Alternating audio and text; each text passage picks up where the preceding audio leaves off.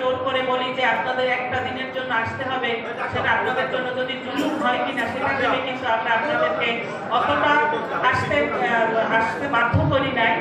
কিন্তু আমরা এসেছি 2 দিন আগেই। আপনারা জানেন বর্তমানে বিশ্বের প্রতিটা দেশ গাজার যে একটি হামলা হচ্ছে, ফিলিস্তিনের মতো পবিত্র ভূমিতে ইসরায়েল যে হামলা করছে, সেটার জন্য আমরা মুসলিম দেশগুলো অত্যন্ত হৃদয় মর্মাহত। আমরা ভাষা খুঁজে পাচ্ছি না এই মুহূর্তে আমরা কি করতে পারি। আমরা চেষ্টা করি, অন্তত প্রতিবাদ করি, আল্লাহর কাছে দোয়া চাই, অচিরেই ফিলিস্তিন মুক্ত হবে ইনশাআল্লাহ।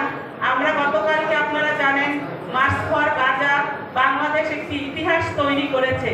বিশ্বে এত শক্তিশালী মুসলিম দেশ থাকা সত্ত্বেও বাংলাদেশ কিন্তু হাজার লক্ষ ছাড়িয়ে কোটির উপরে জনস্রোত জনসমুদ্র আমাদের বইয়ে দিয়েছে।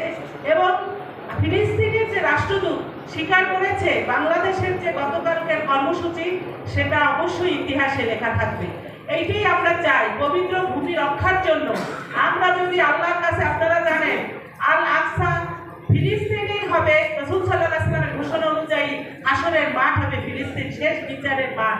সেখানে অন্তত আমরা মুসলিমরা কেউই বসে থাকতে পারি না, আমাদের হৃদয় কাঁদে। আপনারা জানেন ফিলিস্তিনে 36টা হামলায় শিশু এবং নারী হত্যা বেশি হয়েছে। তাই আমরা সেখানে সেই ঘটনার জন্য অত্যন্ত মর্মাহত। আমরা ফিলিস্তিন মুক্ত চাই, ফ্রি ফিলিস্তিন, ফ্রি গাজা। উই লাভ ফিলিস্তিন, আমরা ফিলিস্তিনকে ভালোবাসি। আমরা চাই মুসলিম যত শক্তিশালী দেশ আছে এবং বিশ্বের সকল দেশকে আমরা আহ্বান জানাবো এবং বিশেষ করে জাতিসংঘকে বলবো যে আপনারা অচিরেই ব্যবস্থা নিন, আমরা ফিলিস্তিনের মতো পবিত্র ভূমি রক্ষা চাই। অধ্যকার আলোচনা সভায় উপস্থিত আমাদের প্রশাসনের সহায়তায় আমরা কিন্তু 12 তারিখের পরে মাঠে ছিলাম। তারপর প্রশাসন আমাদেরকে উপদেষ্টার বাসভবনে নিয়ে গেছে এবং সেখান থেকে আমাদের স্মারকলিপি গ্রহণ করা হয়েছে। স্মারকলিপি গ্রহণ করার পর তারা আমাদেরকে মৌখিকভাবে আশ্বস্ত করেছেন যে আপনাদের দাবি যৌক্তিক, আপনাদের বিদ্যালয়গুলি যেহেতু বর্তমান অন্তর্বর্তীকালীন সরকার দেশ সংস্কার করতেছে, সে আপনাদের ব্যাপারে যথেষ্ট সদয় এবং আমরা আপনাদের প্রতি সদয় আছি।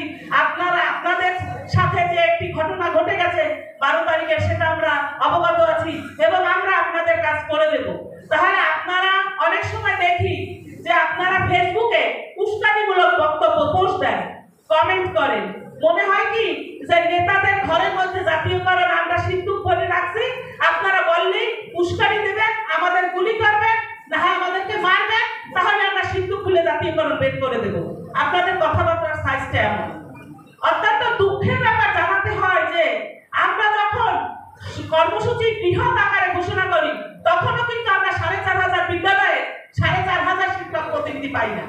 আপনারা বলতে পারবেন গতকালকে গাজার যে আপনারা দেখেন মার্চ ফর গাজার যে কর্মসূচিটা করেছে, আজহারি যে ডাক দিয়েছে, লক্ষ হাজার কোটি মানুষকে কি ফোন দিয়েছে? আপনারা বলেন ফোন দেওয়া হয়েছে? এটা মানুষ কি হয়েছে? নিজের মন থেকে উদ্বুদ্ধ হয়ে এসেছে। এখন আপনার প্রয়োজন, আপনি যদি আপনার প্রয়োজন মিটাতে আপনাকে ফোন দিতে হবে, আপনি ফোন পান নাই, বা আমাকে তেল মারে নাই, আমাকে কমিটি আমাকে প্রধান দায়িত্ব দেয় নাই, বা কমিটি এই করছে সেই করছে, আপনারা দোষ খোঁজেন। 1000 শিক্ষাগত কর্মসূচি মাঠে পাই না। আপনারা জানেন 12 তারিখের কর্মসূচি আমাদের বৃহৎ এবং সফল কর্মসূচি, তারপরে কত শিক্ষক আপনারা এসেছেন? আমরা সেখানে 1500 শিক্ষকের উপরে আসছি, 4000-এর উপরে শিক্ষকত্ব আসা উচিত ছিল। আমরা মনে করি কি প্রত্যেকটা বিদ্যালয়ের শিক্ষক আমরা কিন্তু সবাই ভুক্তভোগী, একজন শিক্ষক করে অন্তত আসা উচিত। এখানে এই কর্মসূচির কোথাও কোনো কর্মসূচি